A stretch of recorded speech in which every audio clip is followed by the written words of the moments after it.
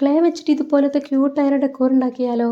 ഇതിപ്പോൾ സത്യം പറഞ്ഞാൽ ക്ലേ ആണെന്ന് കണ്ടാൽ തോന്നുമോ? എന്നാലും നമുക്കൊന്ന് ഉണ്ടാക്കി നോക്കാം. ആദ്യം കുറച്ച് ഫ്ലവറാണ് വേണ്ടത്. സത്യം പറഞ്ഞാൽ ഏറ്റവും ഈ ക്ലേ വെച്ചിട്ട് ഏറ്റവും എളുപ്പപ്പണിയുള്ളത് ഫ്ലവറാണല്ലേ.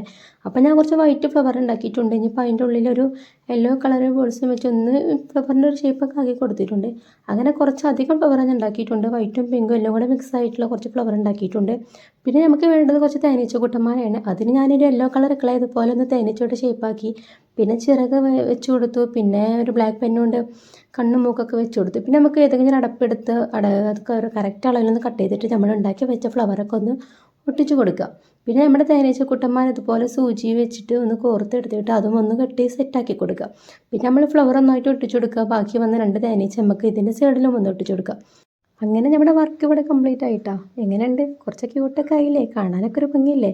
ഇത്രയും കഷ്ടപ്പെട്ടൊക്കെ ഉണ്ടാക്കിയതല്ലോടോ. വീഡിയോ ലൈക്ക് ചെയ്യാനും സബ്സ്ക്രൈബ് ചെയ്യാനും മറക്കല്ലേ. ശരി എന്നാൽ.